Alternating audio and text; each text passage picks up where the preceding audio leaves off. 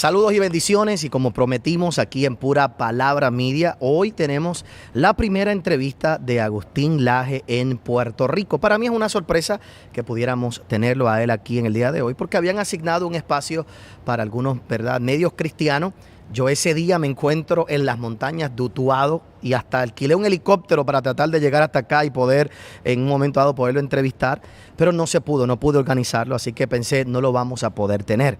Pero una gran amiga de nuestra iglesia, de nuestro ministerio, Elizabeth Torres, que también es parte de la organizadora de todos estos eventos, Elizabeth de la Premisa Inarticulada, me dio la sorpresa el sábado por la tarde de que podíamos tenerlo a él aquí en el día de hoy y compartir con él un ratito. Tengo que admitir que al principio pensé que era una broma, miré dónde estaba para ver si era como la cámara escondida, pero no, era en serio que él iba a estar aquí con nosotros esta mañana, así que le agradezco. No creo que él necesite mucha más introducción. Un gran escritor, politólogo, muy conocido en todo Centro Suramérica, y sus videos, sus mensajes, sus debates han llegado a tener millones de vistas en YouTube, en Facebook, y la influencia que ha logrado tener es impresionante. Así que con nosotros en el día de hoy, Agustín Laje. Agustín, un placer tenerte aquí en Puerto Rico. Mucho gusto, Otoniel, arrancar esta gira que va a durar una semana, empezándola con tu espacio, con tu programa, así que muchísimas gracias por la invitación. Impresionante, gracias por estar aquí, gracias por aceptar la invitación, gracias a todo el público una vez más, gracias Elizabeth Torres por ayudarnos a hacer esto. Quiero ir lo más rápido, disculpa, posible a varias preguntas que quisiera hacerte. He estudiado tus videos a través de los tiempos, te conozco como mucha gente por YouTube. Entre los conservadores pues vamos repartiendo la información, escuchaste escuchaste el otro, leí tu libro, el libro negro, ¿verdad? De la Nueva Izquierda. De la Nueva Izquierda, me lo regalaron hace un par de años, tan pronto salió, lo leí. También vi tu contribución en Pandemonium 1, 2 y 3, así que seguimos todas estas cosas a través de los tiempos. Me gustaría, sé que eres, si puedo usar una palabra, obsesionado con las definiciones. Así es. Te gusta definir bien las cosas. Y hay una definición que yo creo que es bien importante para Puerto Rico y que no está en muchos videos tuyos, solo en un par de ellos que he podido ver, y es lo que tú defines como la generación idiota. Sí. Esa generación en este tiempo que está influenciada fácilmente. ¿Podrías tú darme una definición, la definición de Agustín Laje de esa generación? Bueno, digamos, idiota es una palabra que remite a los griegos. El idios griego era el idiota griego, era aquel que estaba por fuera de lo común, por fuera del espacio, podríamos traducirlo ahora, de lo real incluso. Estaba por fuera de lo real. Por eso es que esa palabra llega hasta el día de hoy casi como un insulto. En ese momento no voy a decir que era un insulto, pero era como decir que alguien estaba despistado, por así decirlo, no participaba de lo común, no estaba en el mismo plano de realidad que el resto de las personas. La generación idiota es un poco eso, es una generación que ha creído que la mera autopercepción genera realidad. Por ejemplo, el tema del género, que acá está muy fuerte en Puerto Rico, que lo que está en la cabeza de uno tiene preeminencia por sobre lo que está fuera de uno. La generación idiota es una generación que ama el victimismo, ama sentirse víctima. Su arquetipo es el de la víctima. Ya no es el arquetipo, por ejemplo, el héroe, ni siquiera el mártir, porque lo que uno reconoce en el mártir, en el mártir no es su condición de víctima, sino su dimensión heroica, que es el hecho de haber muerto por algo. Por una causa. Por una causa. Aquí la víctima es la mera víctima, la víctima que no tiene ninguna causa atrás y que sin embargo es reconocida por estar en una situación supuestamente de opresión. Por eso es que se van armando nuevas víctimas constantemente. Que si las mujeres, que si los homosexuales, que si los gordos. Ahora estamos en la época, también entrando en la época donde los gordos son los oprimidos de la historia, son los nuevos revolucionarios frente a un sistema de flacos que odiamos a los gordos o algo así por el estilo. Bueno, los indígenas, los veganos, ¿no? Entonces, el idiota, digamos, ama la condición no de mártir, sino de víctima. La víctima al servicio de nada, porque son vidas vacías en general, son vidas que no tienen metas, o son vidas que tienen metas demasiado fugaces como para poder estabilizarse. La generación del idiota además ama los medios de comunicación hegemónicos. Ellos piensan que todo lo que acontece en la realidad es lo que pasa por CNN, por ejemplo, o por Univision, o por este tipo de canales del orden establecido, y que todo lo que uno puede ver y conocer va a estar allí. El idiota además ama también a la farándula. La farándula es el norte ideológico del idiota. El idiota piensa que, por ejemplo, todo lo que diga Ricky Martin debe ser acatado sin chistar. Quien trate de contradecir a un sujeto como, digo, Ricky Martin porque es de aquí de la isla, pero podría sumar a cualquier otro, Miley Cyrus, o quien sea, o la estrella pop del momento, ellos pueden hablar de absolutamente todo. Sale el tema aborto, vamos a ver qué opina Miley Cyrus. Sale el tema LGBT, tenemos todos que saber qué opina Ricky Martin. La farándula reviste un poder ilimitado frente al idiota, porque el idiota de alguna forma bendice como un semidios a la farándula. El idiota también piensa que hace la revolución. Es decir, el idiota se informa con la farándula, con los medios del orden establecido, con la corrección política, y aún así ellos piensan que están haciendo la revolución y que son rebeldes, cuando en verdad el sistema los está utilizando para que hagan una parodia revolucionaria para dejar todo tal como está. El idiota no es revolucionario, el idiota reproduce el status quo y bloquea cualquier posibilidad de revolución en la parodia revolucionaria que lleva adelante. ¿Qué alimenta esa mentalidad en una sociedad? ¿Qué es lo que ha estado alimentando a tu perspectiva esa mentalidad? Y una segunda pregunta que te hago en esa misma línea, ¿son muchos frentes de batallas, Agustín, o es un solo frente de batalla como un monstruo de muchas cabezas, o son muchos monstruos los que tenemos que pelear? ¿Es una sola ideología? ¿Es un solo movimiento que viene? ¿O es, por ejemplo, feminismo, LGTB, a esto y esto, y son diferentes frentes de batalla? En lo que tú conoces del mundo y lo que tú has visto en todos los países, ¿cómo podemos identificar ese enemigo? ¿Uno solo con múltiples cabezas o son múltiples enemigos al mismo tiempo? Bueno, lo que alimenta, digamos, esa generación del idiota son muchas cosas. O sea, digamos, por un lado es una universidad que ya no enseña, sino que adoctrina, un colegio que no educa, sino que adormece el espíritu crítico, una sobreexposición a los medios de comunicación hegemónicos y sobre todo vidas sin propósitos. Es decir, cuando uno no tiene un propósito en la vida, toma el propósito que te ofrecen a través de gente cool que tiene una cámara al frente, y ya está, eso es todo. Entonces hay que ser cool en algún momento de la vida, a ver qué tipo de causa puedo abrazar.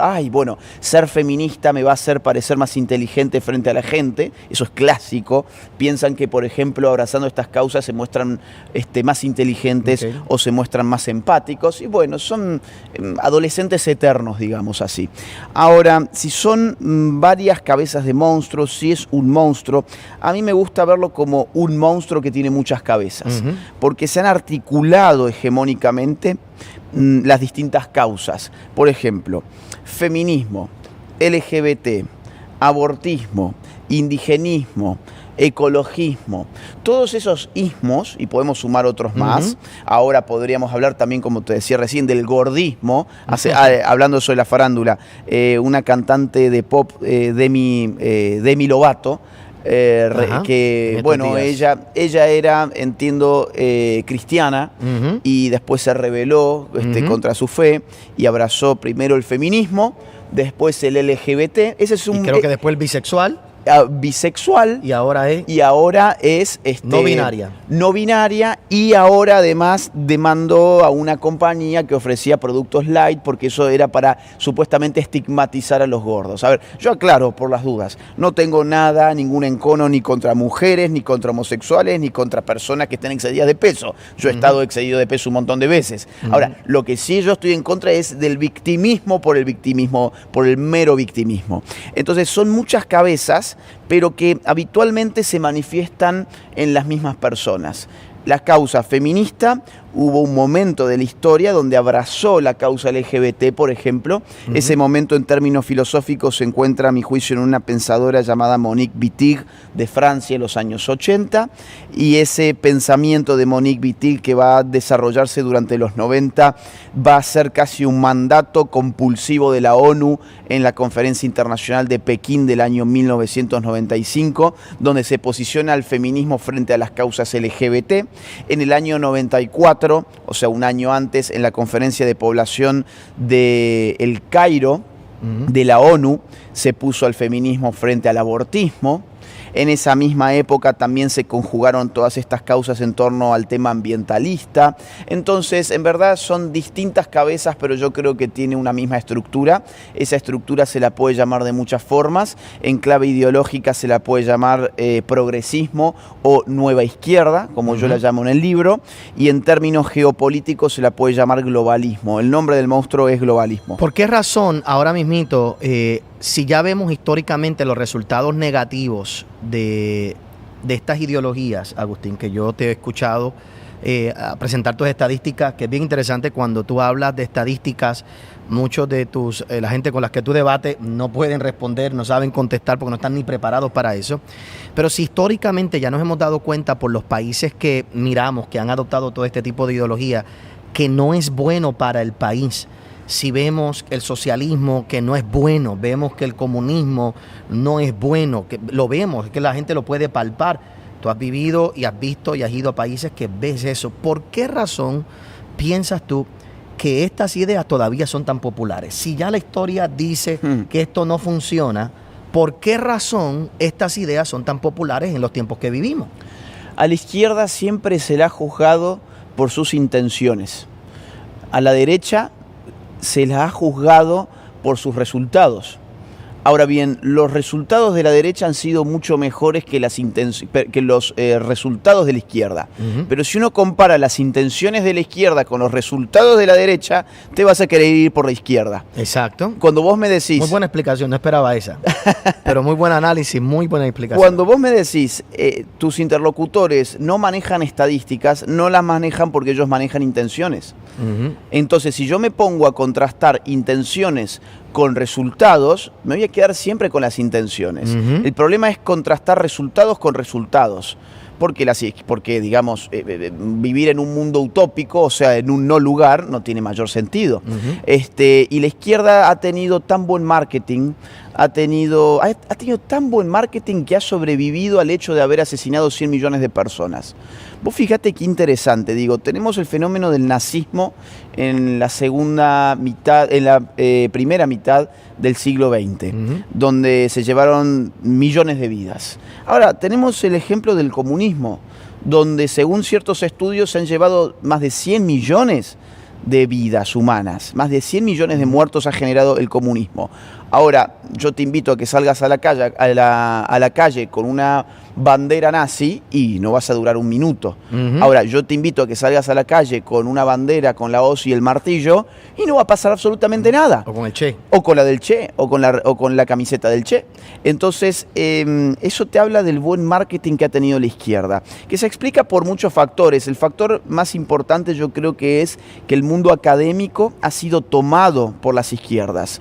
Cuando las izquierdas se dieron cuenta que no podían seguir tomando fábricas porque el capitalismo estaba absorbiendo a la clase obrera al sistema de consumo, entonces como casi una suerte de revancha, la izquierda dijo, bueno, si la fábrica ya no es nuestro hábitat político, que nuestro hábitat político sea la universidad. Entonces se metieron a la universidad y allí empezaron una guerra cultural muy despacio, pero la que nos trae hasta el día de hoy. Te he escuchado decir, y muy interesante el análisis, y es las cosas que cuando te escucho me agrada porque no lo dice un pastor. Creo que cuando la gente hablamos de este tipo de cosas, automáticamente me ponen el label o el sello de pastor, pues ya es un religioso. Pero escuchar a una persona con un conocimiento de las ciencias políticas y hablar de esta manera y presentarlas de forma tan racional es refrescante en el tiempo que vivimos.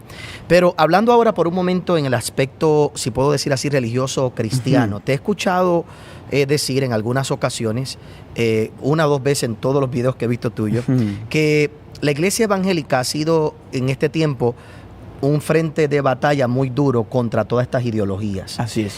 Y yo no creo que la gente haya entendido algo que te he escuchado comentar, creo que 1 o 2 veces en todas las exposiciones que he visto tuyas, que hay una agenda para desarticular realmente a la iglesia evangélica y que hay una agenda política pagada, ideológica para desacreditar. ¿Cuán real? Porque yo como pastor lo digo, entonces me vuelvo la víctima. Yo no lo digo tanto porque entonces la gente dice, pero es una víctima, yo no quiero ser de las víctimas en el país.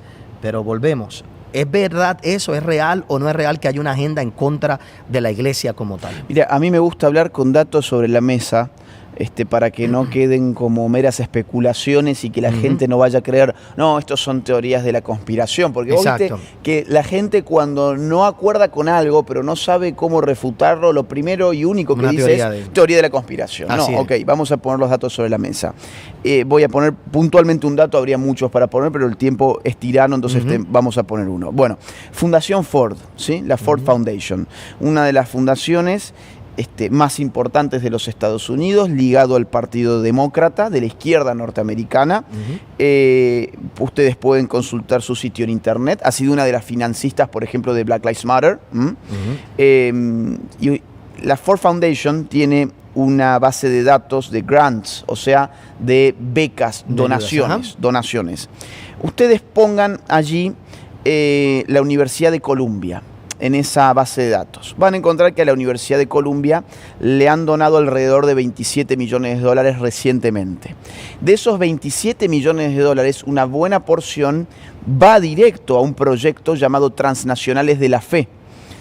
Ese proyecto llamado Transnacionales de la Fe es un conglomerado de 16 medios periodísticos de América Latina, que incluye Brasil, Guatemala, El Salvador, Uruguay, Costa Rica, México, Estados Unidos, para la zona latina, etc. Un montón de lugares.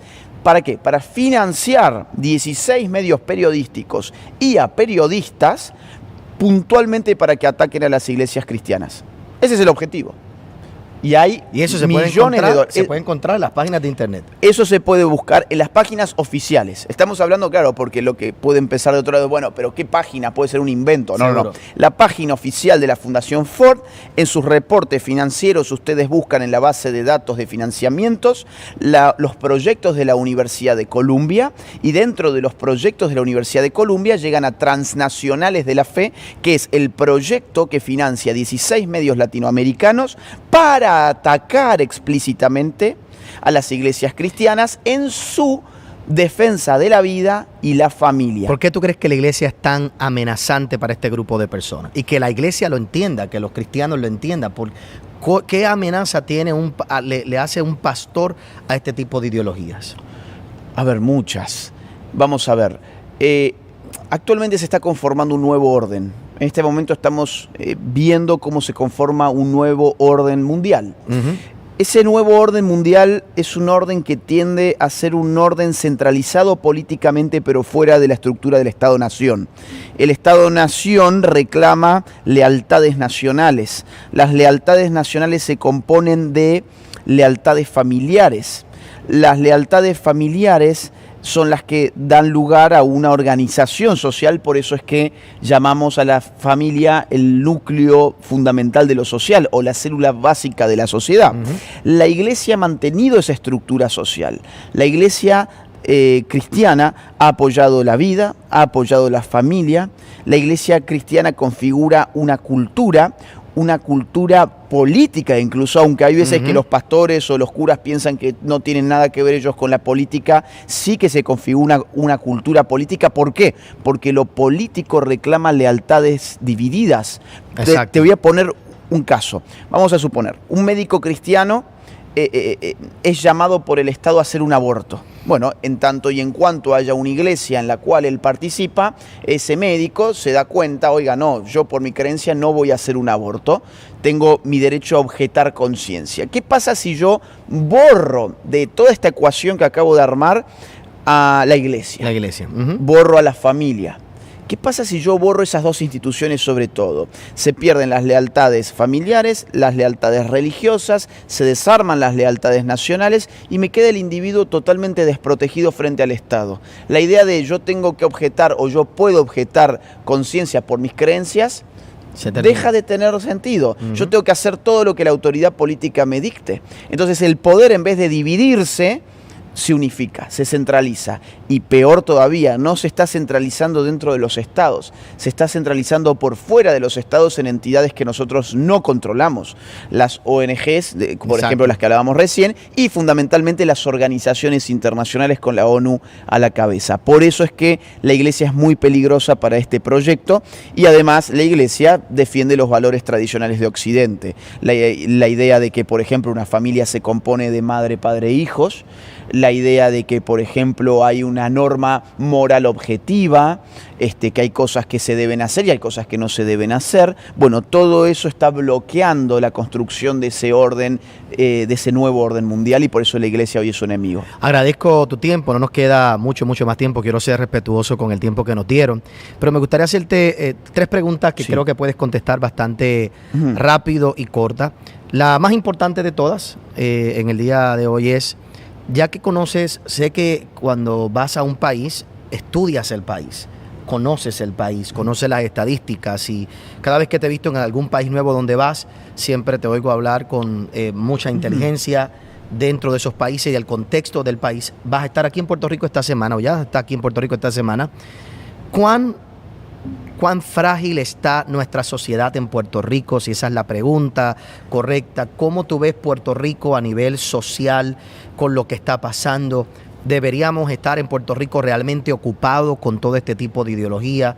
¿Cuán cerca estamos de irnos a la izquierda? Te hago todo el conglomerado de preguntas, es la misma pregunta, pero lo que quiero es que la gente que me está viendo hoy y la gente que te va a escuchar esta semana, que va a estar en diferentes foros a través de toda la isla, quizás pueda entender, porque hay algo, Agustín, que creo que a los puertorriqueños nos ha afectado, y es que pensamos que como que estamos en una burbuja, estamos sobreprotegidos, y no sé si entienden realmente dónde es que realmente, hacia dónde se dirige. En tu pensamiento de Agustín Laje, que ha estudiado, que ve y que está en Puerto Rico por alguna razón, creo que es para seguir su causa, la causa de Agustín y de esta ideología, ¿verdad? Y de vencer todas estas cosas. ¿Cuán frágil está Puerto Rico? Bueno, vamos a ver. De las cabezas del monstruo, hay algunas que no están vigentes en Puerto Rico por razones de que en Estados Unidos ya están resueltas. Por ejemplo, el tema aborto desde el año 73. Hay otras cabezas del monstruo que están emergiendo muy rápido en Puerto Rico y de forma muy radical. Por ejemplo, la cuestión LGBT a través de lo que es la colonización del sistema legislativo. Se están llevando adelante intentonas de proyectos de ley, por ejemplo la 184 y la 185, que procuran, por ejemplo, meter en la currícula escolar pura ideología de género para adoctrinar a los niños. O por ejemplo la 184, que prohíbe cualquier ayuda que se le pueda dar a nivel terapéutico a un homosexual, aún siendo mayor de edad. Es decir, si un homosexual mayor de edad no se siente cómodo con su orientación sexual, por el motivo que fuere, ese motivo puede ser, por ejemplo, porque en su expectativa de vida está formar una familia de manera natural, de manera biológica, tener sus propios hijos. Bueno, y ese homosexual, vamos a suponer, dice, no, yo quisiera recibir ayuda porque realmente me gustaría poder estar con una mujer, por ejemplo. Bueno, eso se quiere prohibir. Hoy el lobby LGBT en Puerto Rico quiere prohibir eso. Qué curioso, ¿no? No era que ellos Esas eran... son las terapias de conversión para que la gente... Sí, las llamadas terapias de conversión, que yo creo que es un nombre que a mí no me gusta mucho. Yo diría esa ayuda psicológica. Seguro. Esa ayuda psicológica al homosexual. Yo pienso que le llaman terapias de conversión para ir en contra de la iglesia. Por supuesto. La llaman de esa forma para atacarla. Por eso son ayudas psicológicas, que hay de distintos tipos, evidentemente. Una ayuda espiritual, por ejemplo, también sería prohibida por una ley como esa, por ejemplo, no solamente psicológica.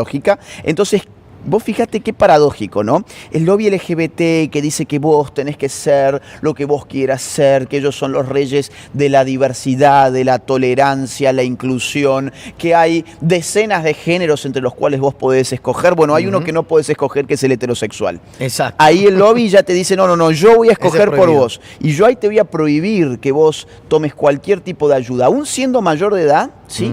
Y aún teniendo, digamos, plena voluntad y libertad de hacerlo. Te pongo otro ejemplo, digamos, esto está muy actual, esto está muy fresco acá en Puerto Rico. Otro ejemplo más, fuera de lo que es el LGBT y lo que es el adoctrinamiento escolar, el tema feminista. Puerto Rico es una sociedad que tiene un problema enorme con los asesinatos. La tasa de homicidios en Puerto Rico, una de las últimas tasas era de 21,9 por cada 100.000 habitantes.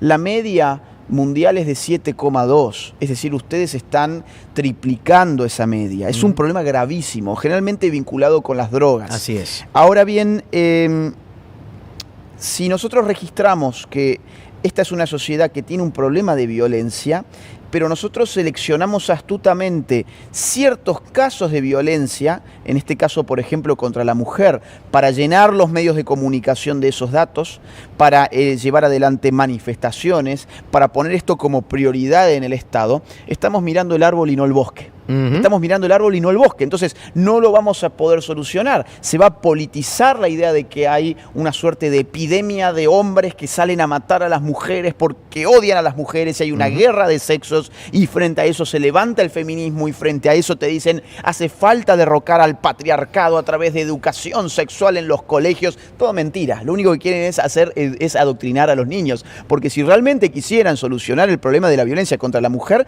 tendrían que empezar analizando el contexto global de violencia en Puerto Rico y por qué la violencia y los homicidios son tan altos en la isla. Exacto. Ahora, generalmente eso no lo hacen, solamente seleccionan los datos que les conviene a su relato y para eso llegan a soluciones que no son soluciones, es militancia política financiada generalmente desde afuera. En tu conclusión, Puerto Rico está vulnerable a todas estas cosas. Sin lugar a dudas. Y está el movimiento. Y ¿verdad? Yo entiendo que Puerto Rico es de los lugares más importantes para este tipo de ideología y que si son capaces de capturar nuestra cultura, realmente harían un gran avance en otros lugares.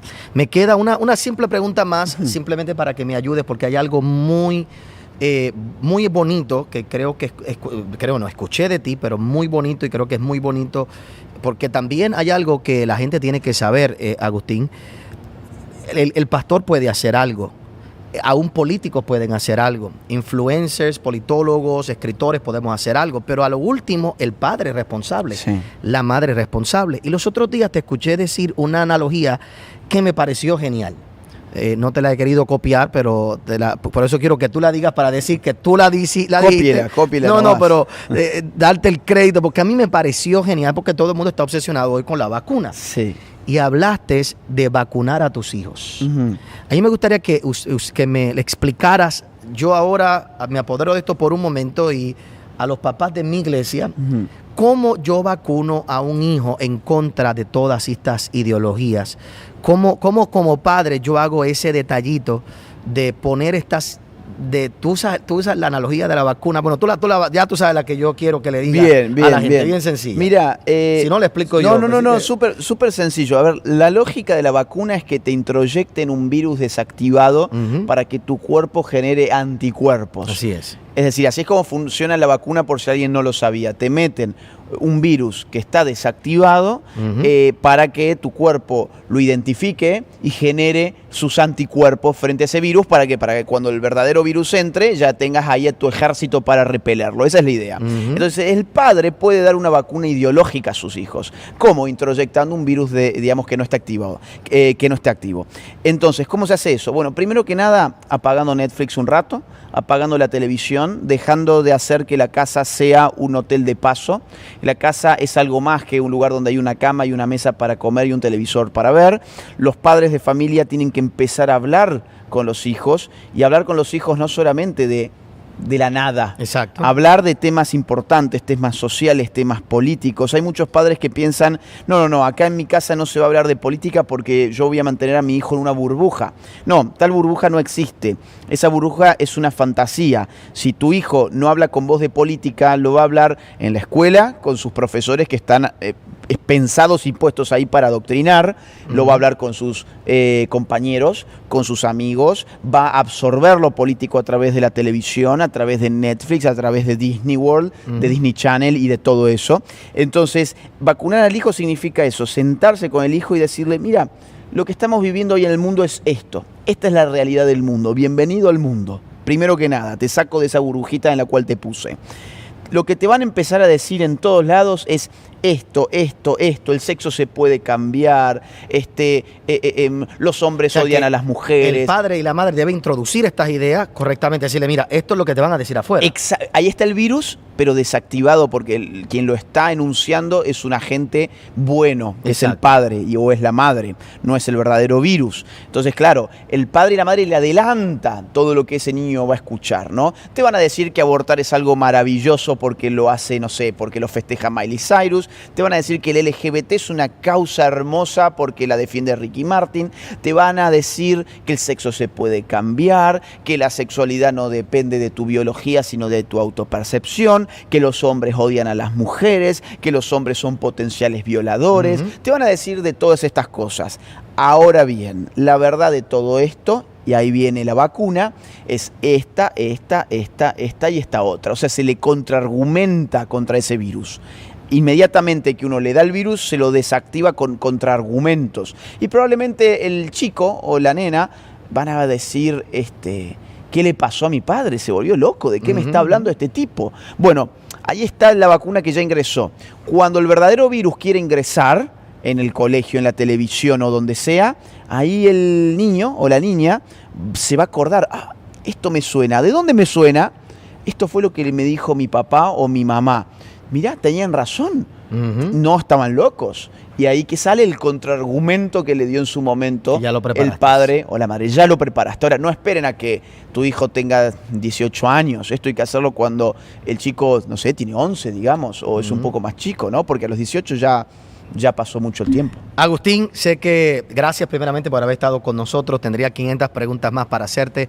Queremos respetar tu tiempo. Gracias por haber aceptado estar aquí. A ustedes. En Puerto Rico también. De verdad que le pedimos a Dios que lo que vas a hacer acá en esta isla siembres una semilla de fe y de esperanza en nuestros corazones, en corazones del pueblo en general. Así que muchas gracias por tu dedicación. Te felicito, sé que eres valiente, has tenido que enfrentar 500 cosas. Solo me imagino yo un poquito, si aquí en Puerto Rico batallamos con tanto, en todos estos países de Centro y Suramérica es todavía mucho más complicado la cosa. Así es. Así que te felicito. Muchísimas gracias. Gracias por la causa que sigues, por tu sencillez y por atreverte. Y le decía yo a alguien hoy decía yo en la radio, ojalá una de las cosas que hagas tu visita en Puerto Rico es que levanten más caballeros, varones, que se atrevan a hablar como tú hablas en nuestra isla, que no sean pastores, ya los pastores lo hablamos. Hombres como tú que puedan salir y que puedan atreverse a salir. Gracias a Elizabeth Torres de Premisa Inarticulada por habernos permitido tener aquí a Agustín Laje en el día de hoy. Elizabeth es una gran amiga y estamos felices de que ella haya ganado su carrera electoral en estos pasados días, que la tengamos ahí como representante de nuestro país y como conservadora, una de las voces también más valientes que tenemos en Puerto Rico. Así que muchas gracias. Agustín, gracias por haber estado con nosotros. Nosotros continuamos con la programación.